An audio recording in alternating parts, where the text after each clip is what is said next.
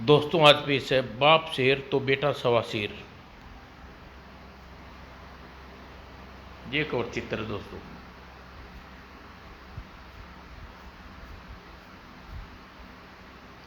बहुत समय पहले की बात है। विराटनगर राज्य में ज्योतिषाचार्य हरिवल्लभ रहते थे। विराटनगर में उसकी ज्योतिष विद्या का डंका बजता था। जन्मपत्री देखकर वे जो भी बताते सत्य निकलता। सुना है हरिवल्लभ जी, जन्मपत्री देखकर जो भी घोषणा करते हैं वह बिल्कुल सही निकलती है, क्या यह सच है? लगता है हरिवल्लभ जी के यहाँ जन्मपत्री दिखाने वाले पहली बार आए हो, तभी ऐसी बात कर रहे हो। अरे भाई, हरिवल्लभ जी की जीवा पर तो सरस्वती का वास है। ये जो भी घोषणा करते हैं सत्य होकर रहती है। इतनी कम उम्र में ज्योतिष विद्या का इतना ज्ञान आचार्य है। उसकी पत्नी प्रथम बार गर्भवती हुई। प्रसव काल पूरा हो चुका था। अतः एक दिन पत्नी को प्रसव पीड़ा होना प्रारंभ हुई। ललिता, धीरज रखो, अभी गंगाबाई को बुला कर लाता हूँ। हरिवल्लभ गंगाबाई को बुलाने चले गया। कुछ देर बाद वह गंगाबाई को साथ लेकर वापस लौटा। ललिता के कक्ष में गंगाबाई दाई जाने से पहले उसने गंगा दाई को एक एक शंख गुलाब का फूल देते हुए बोला, दाई, अपनी जन्मपत्री देखकर मैंने यह पता लगा लिया कि ललिता को शाक संतान होगी, वह पुत्र होगा। अतः जैसे ही ललिता का पुत्र जन्म दे तुम उसी क्षण यह फूल हमारे कमरे से बाहर फेंक देना। इस कार्य में तनिक भी देर न करना। गुलाब का फूल कमरे से बाहर गिरा देखकर मुझे पुत्र के जन्म का सही समय का पता चल जाएगा। ठीक समय जानकर मैं उसकी जन्मपत्री बनानी है। मैं इस बात का ध्यान रखूंगी ज्योतिषाचार्य जी। तभी हरिवल्लभ कागज कलम और पंचांग लेकर उसी कक्ष में बैठ गई। इधर कुछ देर बाद ललिता को अष्टपुष्ट पुत्र को जन्म दिया। क्या बात है ललिता, बच्चा पैदा होने के बाद रोया क्यों नहीं? बच्चा रोएगा नहीं तो बचेगा कैसे? अभी नवजात शिशु की कमर में 3-4 चपत लगाई। शिशु तत्काल ही सांस लेकर रोने लगा। शुक्र है बच्चा रोने लगा। वहाँ वहाँ तभी सहसा उसे कुछ याद आया। ओह, मैं तो बच्चे के जन्म के पश्चात गुलाब का फूल कक्ष से बाहर फेंकना भूल गई। उसने जल्दी से थोड़ा पर्दा हटाया और गुलाब का फूल बाहर की ओर उछाल दिया। मगर तब तक काफ़ी देर हो चुकी थी। बच्चे का जन्म को 15 मिनट से ऊपर हो चुके थे। हरिवल्लभ ने गुलाब का कक्ष बाहर पड़ा देखकर सोचा, तो बच्चे ने अब जन्म लिया है। हरिवल्लभ ने तुरंत पंचांग खोला और गणतंत्र इष्टकाल निकाला। तत्पश्चात बच्चे का जन्म पत्री बनाई।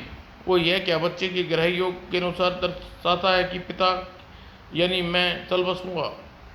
अब क्या करूं? यदि मैं यहाँ रहा तो बच्चे पर कभी मेरी दृष्टि पड़ेगी और बच्चे को देख न सकूंगा। इसके लिए मुझे क्या करना चाहिए? हरिवल्लभ अजीब उत्सव में पड़ गया। तभी उसके दिमाग में एक शक विचार आया। इससे सबसे अच्छा उपाय यही है कि मैं इसी समय घर छोड़कर चला जाऊं, तभी अपने जीवन की रक्षा कर पाऊंगा। यह सोचते उसने अपनी पोथी पत्रा उठाया और चुपचाप दबे पांव घर से बाहर निकल गया।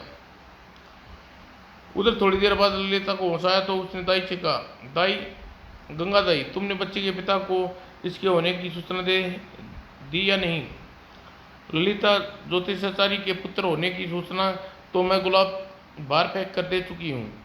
अब तक तो उन्हें बच्चे की जन्मपत्री बना लेनी होगी। तो जाओ, जाकर मालूम करके आओ बच्चे की जन्मपत्री क्या कहती है। बच्चा हमारे लिए शुभ है या शुभ? अभी लो ललिता। और गंगादाई तेजी से कक्ष से बाहर आई। यह क्या, ज्योतिषाचार्य तो अपने स्थान पर नहीं है, वे कहाँ चली गई? जब वह वापस ललिता के पास आई, क्या बात है गंगादाई, तुम कुछ परेशान लग रही हो? ललिता, ज्योतिषाचार्य अपने स्थान पर नहीं है, न जाने वह कहाँ चली गई। यह सुनकर ललिता चौंकी। क्या कह रही हो गंगादाई, ऐसी शुभ घड़ी में घर से छोड़कर कैसे जा सकते हैं? ललिता का सारा दिन रविशंकर की प्रतीक्षा करते बीता। रात होने पर हरिशंकर जब वापस नहीं आया तो ललिता धैर्य जवाब दे गया, स्वामी कहाँ गए? किसी झमेले में तो नहीं फंस गए? अब उन्हें हर हाल में घर में वापस लौटाना चाहिए था। संबंधियों व पड़ोसियों से हरिवल्लम को चारों ओर काफ़ी तलाश किया, हरिवल्लम उन्हें कहीं नहीं मिला। अब ललिता बुरी तरह घबरा गई। हे भगवान, यह क्या, तूने कैसी विपदा डाल दी। शक और पुत्र जन्म की खुशी और पति के वियोग का दुख समझ में नहीं आ रहा, हंसूं या रहूं। कुछ देर नहीं सूझा तो फूट फूट कर रोने लगी। हरिवल्लम वापस नहीं आना था तो वो वापस नहीं आया। अतः बेहोश होकर ललिता के लिए पुत्र का लालन पोषण करने लगी।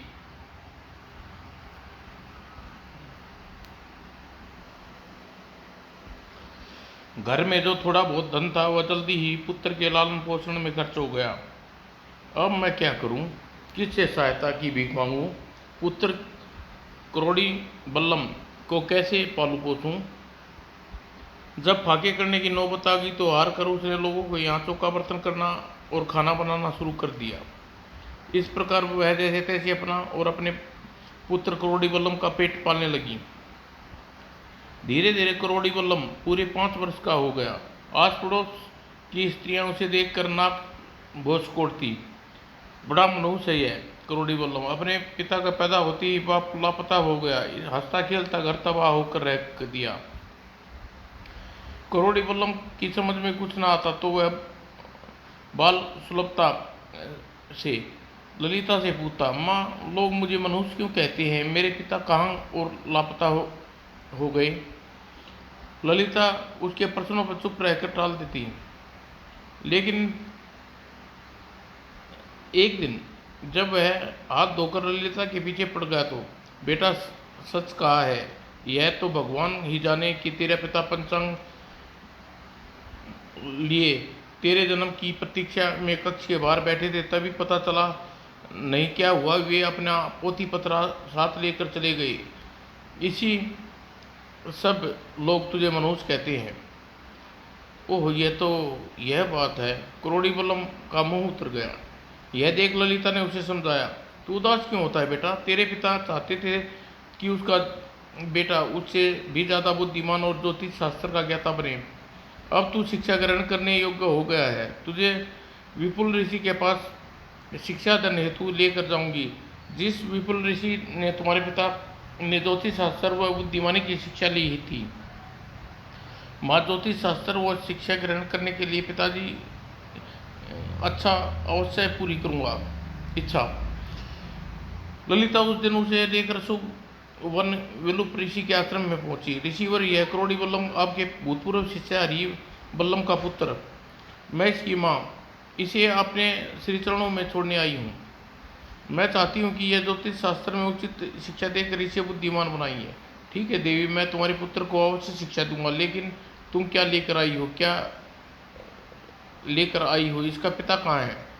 सुनकर ललिता की आंखों में आंसू आ गए। क्या बात है देवी, तुम मेरी बात सुनकर रोने लगी। तब रोते रोते ललिता ने उसे हरिवल्लम के बारे में सब कुछ बताया।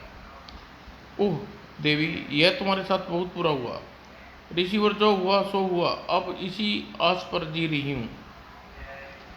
तो करोड़ी बल्लम आपकी छत्रछाया में रहकर ज्ञान अर्जित करे ताकि बुढ़ापे में कुछ शांति मिल सके। तुम फिक्र न करो देवी, मैं करोड़ी बल्लम को तभी तुम्हारे पास भेजूंगा जब अपनी शिक्षा पूर्ण कर लेगा। तब ममता का गला घोट कर भरे हृदय से करोड़ी बल्लम को विलुप ऋषि के पास छोड़कर अकेली ही वापस लौट गई। अब करोड़ी बल्लम विलुप ऋषि के आश्रम में रहकर ज्योतिष शास्त्र की शिक्षा ग्रहण करने लगा। ज्योतिष शास्त्र शिक्षा के साथ साथ उसने ज्ञान, ध्यान, बुद्धिमानी की शिक्षा भी लेने लगा। इस प्रकार उसने आश्रम में रहकर भी 20 वर्ष की शिक्षा ली। तत्पश्चात एक दिन, बेटे करोड़ी बल्लम, आज तुम्हारी शिक्षा पूर्ण हुई। अब तुम्हारी बुद्धिमानी, ज्योतिष विद्या अलग अलग परीक्षा लूँगा। बताइए गुरुवर, कैसी परीक्षा देनी होगी। सबसे पहले अपनी बुद्धिमानी की परीक्षा देनी होगी। इसके लिए तुम्हें सारी धारानगरी में जाना होगा। वहाँ का राजा धन्ना मल बहुत ही सख्त मिजाज है। उसे यह जरा भी पसंद नहीं कि उसके महल के सामने कोई भी राहगीर गुजरे। उसके महल बाहर लिखवा दिया, कोई आदमी किसी प्रकार का वाहन में बैठकर महल के बाहर से न निकले। यदि आज्ञा का पालन न किया गया तो दोषी व्यक्ति को भारी जुर्माना अदा करना होगा। तुम्हें धारानगरी जाकर घमंडी और मगरू राजा धन्नामल के घमंड तोड़ना होगा और महल का बंद रास्ता खुलवाना होगा। यदि तुम ऐसा कर सके तो तुम्हारी बुद्धिमानी की परीक्षा में उत्तीर्ण माने जाओगे। गुरुदेव, मैं आज ही धारानगरी की ओर प्रस्थान करता हूँ। तब विलुप्रेसी से आशीर्वाद लेकर करोड़ीमल धारानगरी की ओर चल दिया। धारानगरी पहुंचकर सर्वप्रथम एक सराय में रुका। वहां उसने सराय में रुकने की यात्रियों के हस्तरेखाएं देखकर पहले दिन धन एकत्रित किया। तुम पश्चिम दिशा की ओर यात्रा करो, उस दिशा में तुम्हारा व्यापार में सफलता मिलेगी। तत्पश्चात एक दिन वह एक रथ किराए पर लिया। उसने बैठा राजा धन्नामल के महल की ओर चल दिया। जैसे ही उसका रथ धन्नामल के महल के नजदीक पहुंचा, पहरेदार ने आगे बढ़कर उसका रथ रोक लिया। कौन हो तुम? जानते नहीं रथ किधर से ला रहे हो? राजा धन्नामल का हुक्म है कि महल के सामने कोई भी सवारी न निकले, नहीं तो क्या करोगे तुम्हारे राजा धन्नामल? पहरेदार हड़बड़ाता हुआ बोला, हमारे महाराज, शोर शराबा बिल्कुल पसंद नहीं है, इसलिए उनकी ओर से ऐसा फरमान जारी किया गया है। जो भी शाही फरमान की अवहेलना करेगा उसे जुर्माना देना होगा। बस जुर्माना? बोलो कितना जुर्माना दूं? पहरेदार ने सख्ती से बोला, तुम्हें जुर्माना 4 स्वर्ण मुद्राएं देनी होंगी। मुझे मंजूर है। और करोड़ीमल ने झट से जेब से 4 स्वर्ण मुद्राएं निकाली और पहरेदार को देता हुआ बोला, लो पहरेदार, मगर अब हम प्रतिदिन जुर्माना अदा करके रथ को इधर से निकाला करेंगे। करोड़ीमल के पहरेदारों को स्वर्ण मुद्राएं रथ वहां से आगे ले गया। इस तरह महल में राजा धन्नामल का रथ घोड़ों की टाप की आवाजें सुनी और फौरन पहरेदारों को अपने पास बुलाया। अभी कुछ देर पहले किसका रथ महल से बाहर से गुजरा था? पहरेदार ने कांपते हुए धन्नामल को करोड़ी बल्लम के बारे में बताया। महाराज, वह आदमी जुर्माने की 4 स्वर्ण मुद्राएं दे गया। कल फिर महल के बाहर रथ लेकर गुजरने के लिए कह गया। ऐसा ठीक है। कल यदि वह आदमी हमारे महल के आगे से रथ निकाले तो जुर्माना में उससे 8 स्वर्ण मुद्राएं वसूल करना। जो आज्ञा महाराज। एक पहरेदार ने आगे बढ़कर 4 स्वर्ण मुद्राएं धन्नामल को दी और दोनों पहरेदार कक्ष से बाहर निकल गए। दूसरे दिन करोड़ी बल्लम रथ में बैठकर महल के पास से पहुंचा। पहरेदारों ने आगे बढ़कर उसका रथ रोक लिया। क्या तुमने महल के बाहर लिखा फरमान नहीं पढ़ा? राजा धन्नामल के वफादार चौकीदार, उस फरमान को तुम पढ़ो। हाँ, यह बताओ आज कितना जुर्माना देना होगा? आज तुम्हें जुर्माने में 8 स्वर्ण मुद्राएं देनी होंगी। करोड़ीमल ने जेब से 8 स्वर्ण मुद्राएं निकाली और पहरेदारों को देखकर वह आगे चला गया। फिर प्रतिदिन क्रम बन गया। करोड़ीमल रथ से बैठकर महल के बाहर से गुजरता। पहरेदार पहले दिन दुगनी स्वर्ण मुद्राएं जुर्माने के रूप में वसूल करता और करोड़ीमल हंसते हंसते महल के सामने से रथ ले जाता। जब इस प्रकार कई दिन गुजर गए तो करोड़ीमल्लम ने हार न मानी और धन्नामल परेशान हो गया। उसने पहरेदार को अपने पास बुलाया। महाराज, हमसे कोई गलती होगी क्या? महाराज, हम तो जुर्माने में स्वर्ण मुद्राएं प्रतिदिन आपको दे जाते हैं। सो तो ठीक है पहरेदारों, हमसे हार नहीं मानना सीखा। करोड़ी बल्लम स्वर्ण मुद्राएं देकर रोज हमारा अपमान करके यहाँ से चला जाता है, तो महाराज हम क्या करें? सहसा कुछ सोचकर धन्नामल के चेहरे पर मुस्कुराहट दौड़ गई। वह पहरेदारों से बोला, उस मगरूर रथ वाले का नाम करोड़ी बल्लम है ना? जी हाँ महाराज। वह काफी धनवान लगता है, शायद इसमें कोई क्या शक है महाराज? धनवान है तभी तो प्रतिदिन इतनी स्वर्ण मुद्राएं जुर्माने में दी जाता है। तब तो छोटी रकम जेब में रखना उसकी शान के खिलाफ होगा। सो तो है महाराज। बस तो बन गया काम। तुम ऐसा करना, कल करोड़ी बल्लम रथ लेकर महल के बाहर गुजरे तो उसे जुर्माने में कोड़ी मांगना और तमाशा देखना। महाराज, यह क्या कह रहे हो आप? कोड़ी भी कोई मांगने की चीज़ है। इसके अलावा करोड़ी बल्लम को नीचा दिखाने का और कोई रास्ता नहीं है। दूसरे दिन जैसे ही करोड़ी बल्लम रथ महल से बाहर रुका, राजा स्वयं धन्नामल के दरबार पर आकर खड़े हो गए। धन्नामल को देख पहरेदार का साहस बढ़ गया। करोड़ी बल्लम जी, आज तुम जुर्माना अदा न कर सकोगे। तुमने यह सोच कैसे सोच लिया? बोलो कितना स्वर्ण मुद्राएं दूं? कल से दुगनी चुगनी 8 गुनी या अधिक? नहीं नहीं, आज इतना जुर्माना नहीं चाहिए। आज तो जरूर 1 कौड़ी ही जुर्माना दो। क्या कहा कौड़ी? अरे स्वर्ण मुद्राएं मांगो, स्वर्ण मुद्राएं मुझसे जुर्माना में कौड़ी मांगते हुए तुम्हें लज्जा नहीं आ रही क्या? नहीं, लज्जा कैसी? आज तो हमें जुर्माने में केवल एक कौड़ी ही चाहिए। क्या बकवास करती है पहरेदारों? कल तक जुर्माने में तुम्हें स्वर्ण मुद्राएं वसूल करते थे, आज क्या तुम्हारा दिमाग फिर गया है? न तो दिमाग फिरा है, न ही चल गया है। हम लोग तो बस महाराज धन्नामल का हुक्म का पालन कर रहे हैं। तब करोड़ीमल ने मुस्कुराते हुए जेब से स्वर्ण मुद्राओं की थैली निकाली। लो, इन स्वर्ण मुद्राओं से हजारों कौड़ियाँ आ जाएंगी। तब तुम और महाराज बैठकर जितनी चाहें कौड़ियाँ खेलना। तो धन्नामल क्रोध में आ गया और छोड़ने रहा। वाचल करोड़ीवल्लम, अपनी जुबान पर लगाम लगा। देख ली तुम्हारी औकात। कौड़ी पास नहीं और नाम रख लिया करोड़ी बल्लम। आज से सिर्फ करोड़ी बल्लम रहोगे, केवल कौड़ी बल्लम। आप ठीक कह रहे हैं राजा भिखारी मल जी। क्या तुमने मुझे भिखारी मल कहा? तुम्हारे लिए यही नाम उचित है राजा भिखारी मल। तुमने अपने शब्द वापस लो। जानते नहीं मेरा नाम भिखारी मल न होकर धन्नामल है। राजन, जब आप अपनी औकात से गिरा दी तो धन्नामल भिखारी मल न हो गया। कल तक आप मुझसे स्वर्ण मुद्राएं का जुर्माना वसूल करते थे, औकात रखते थे। आज कौड़ी पर उतर आए, आशा हो उतर आए हो, इसलिए आज से भिखारी मल हो गए या धन्नामल? कौड़ी बल्लम की बात सुनकर एक पल में धन्नामल के मुंह से क्रोध से लाल हो गया। फिर वह हंसने लगा। कौड़ी बल्लम, निश्चित ही तुम बुद्धिमान व्यक्ति हो। हमने तुम्हें नीचा दिखाने चले थे, पर हमने उल्टा सबक सिखा दिया। तुम्हारी बुद्धिमानी पर प्रशंसा है।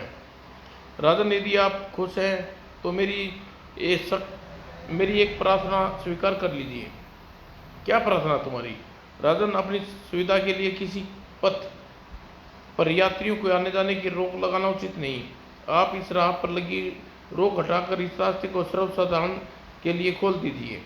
ठीक है करोड़ीमल जी, हम आज से इस सड़क को सर्वसाधारण के लिए खोल देते हैं। धन्नामल के आदेश पर राजमहल से बाहर होकर गुजरने वाली सड़क उसी समय लोगों के लिए खोल दी गई। मेरा कार्य पूरा हुआ। अब मुझे गुरुदेव के पास लौट चलना चाहिए। करोड़ी बल्लम उसी दिन धारानगरी की ओर चल दिया। आश्रम पहुंचकर उसने विलिप ऋषि को विस्तारपूर्वक सारी बात बताई और बताते हुए कहा, गुरुदेव, आपकी आज्ञानुसार मैंने धारानगरी के महल के बाहर वाली बंद सड़क को प्रजा के आगमन के लिए खुलवा दिया आया हूँ। सुनकर विपुल ऋषि हंस पड़े। करोड़ी बल्लम, तुम बुद्धिमानी के परीक्षा में उत्तीर्ण हुए। तुम्हें ज्योतिष विद्या की परीक्षा में उत्तीर्ण करनी है।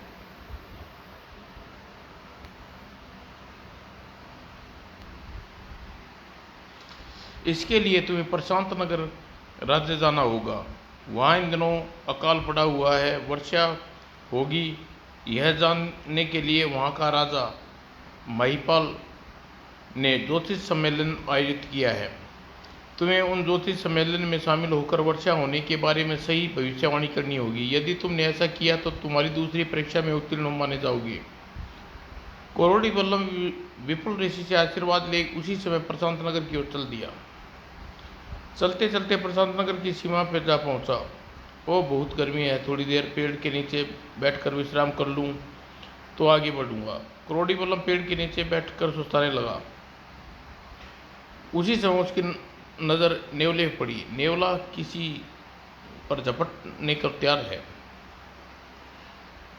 उसने उठकर दूसरी तरफ देखा। ओह, नेवला सांप के बच्चों पर घात लगाए बैठा है। नेवला सांप के बच्चों को अवश्य मार देगा। उसके लिए दिल में सांप के बच्चों के लिए दया उमड़ आई। उसने तत्काल ही बड़ा सा पत्थर उठाया और नेवले पर फेंका। पत्थर की मार से नेवला वहां से भाग खड़ा हुआ। सांप के बच्चे ने रेंग कर अपने बिल में घुस गए। कुछ देर बाद बिल से एक नागिन बाहर आई। बाहर निकलते ही वह करोड़ी बल्लम के पास आकर बोली, तुमने नेवले के बच्चों से मेरे बच्चों को बचाकर मुझकर बहुत उपकार किया। मैं तुम्हारा खजाना तुम्हें वापस लौटा दूंगी। मेरा खजाना? हाँ, तुम्हारा खजाना। 5 ही खंडरों में तुम्हारा खजाना दबा है। उस खजाने पर केवल तुम ही ले सकते हो, और किसी के हाथ का स्पर्श पाते ही वह खजाना जलकर राख हो जाएगा। नागिन, खजाना मेरा कैसे हुआ? क्या इस विषय में मुझे बताओगी? सुनो, पिछले जन्म में तुम एक प्रतापी राजा शक थे। शंख बार तो तुम्हारा पूरा महल उद्यान में सोया हुआ था। एक बार तुम्हारा नन्हा पुत्र महल के उद्यान में सोया हुआ था। उसके कोमल चेहरे पर धूप पड़ रही थी। मेरे पति नागराज को धूप से बचाने के लिए अपना फन फैला दिया। तभी तुम वहाँ से गुजरे। नागराज ने गलत समझकर तुमने तलवार से शंख के वार में उसके 2 टुकड़े कर दिए। यह देखकर मैं बहुत दुखी हुई। तुमने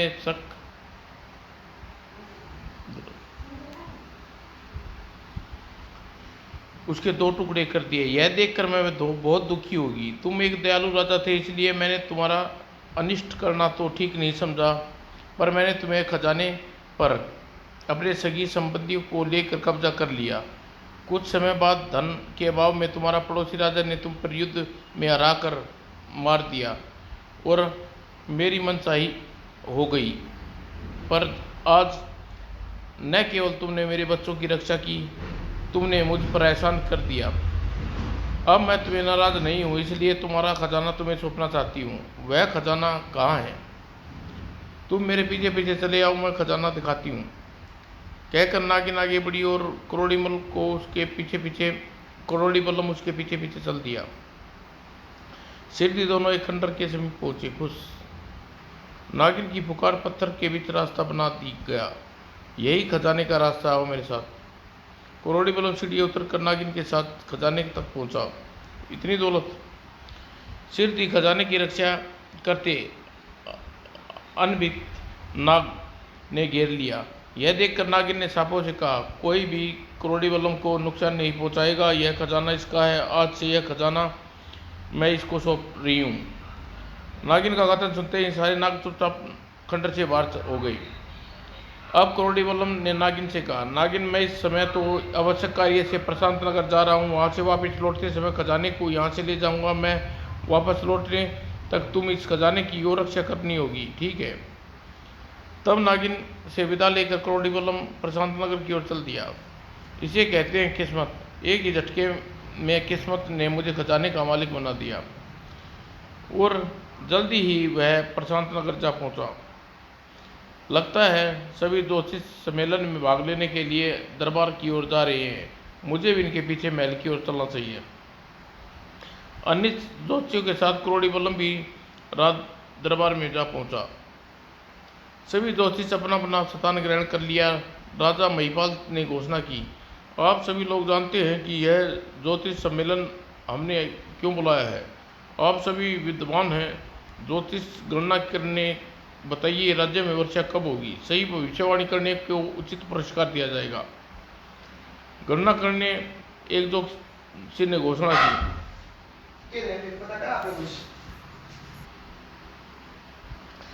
गणना करके एक ज्योतिषी ने घोषणा की, महाराज, वर्षा का योग है ही नहीं। ओह! महिपाल बुरी तरह परेशान हो उठा। तभी एक अधेड़ ज्योतिषी ने उठकर महिपाल से कहा, महाराज घबराइए नहीं, मेरी गणना के अनुसार आज शाम 5:10 पर वर्षा का योग है। अच्छा? करोड़ी बल्लम जी अपनी गणना पूरी कर चुका था। वह अपने स्थान से उठकर राजा महिपाल से बोला, महाराज, वर्षा 5:10 पर नहीं, अपितु 5:15 पर होगी।